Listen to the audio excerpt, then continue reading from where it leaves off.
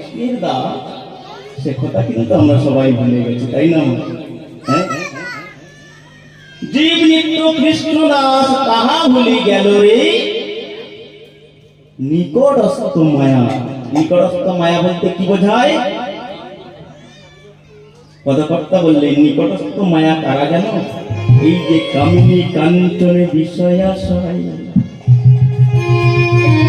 কামিনী অর্থাৎ স্ত্রী পুত্র, কামিনী।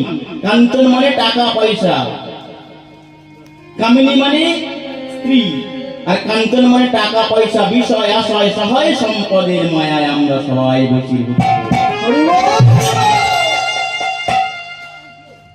আমরা যে কৃষ্ণের দাস সে কথা আমরা ভুলে গেছি।